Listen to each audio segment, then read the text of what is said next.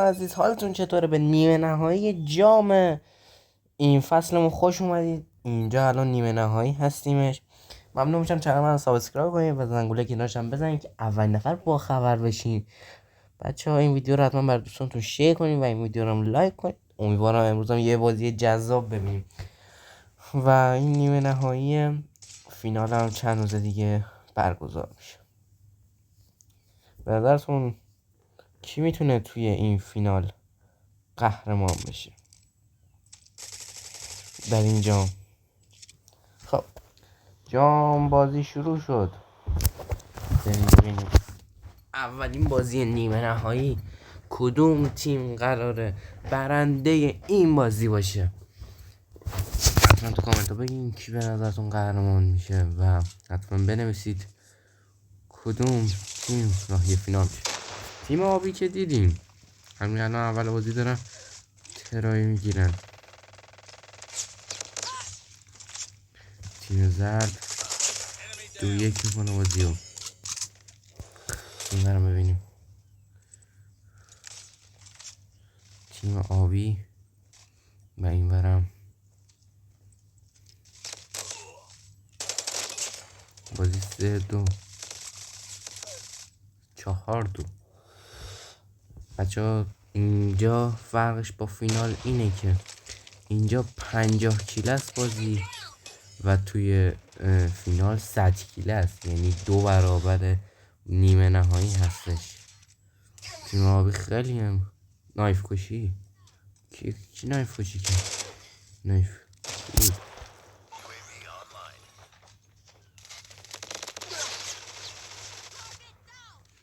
کشی جریمه داره.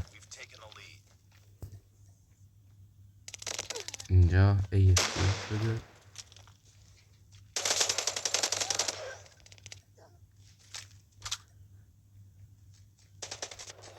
این بچه ها قطع هستش.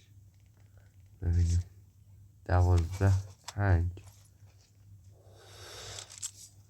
خانم برگشت. استرس نیمه نهایی زیاده و استرسش خیلی زیاده.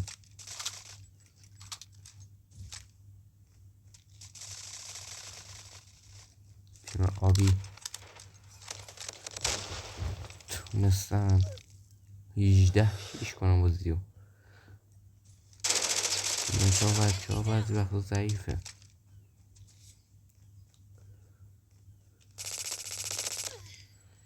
19-7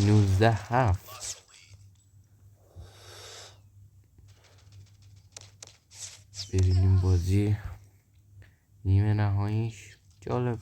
این نیمه نهایی باز ببینیم این نیمه نهایی تیم آبی تا به اینجای کار تونسته به فینال راه پیدا کنه. باید ببینیم کدوم تیم از اینا میتونه برای فینال با برنده اون دو بازی یک بازی مقابله کنه.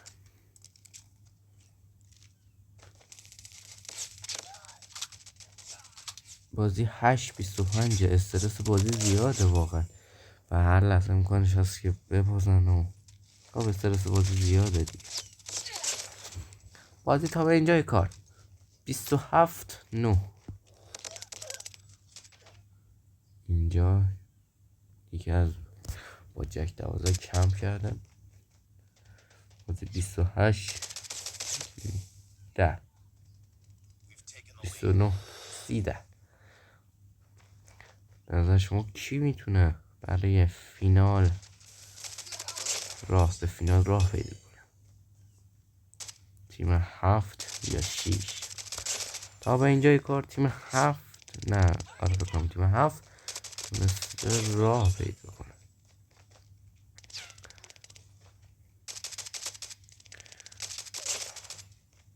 سی و 11 نفر تیم آبی.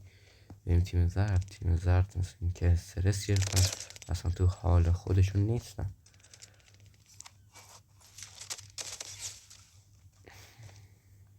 12-38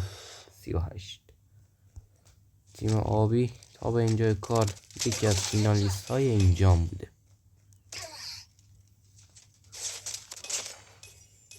بازی میشه 39-14.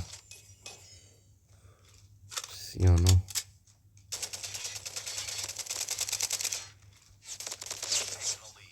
بازی میشه 41-16.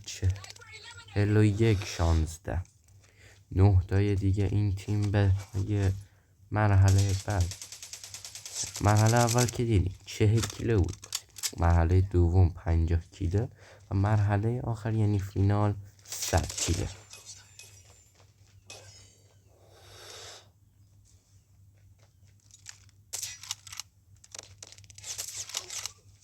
چهل و 15 واقعا عجیبه.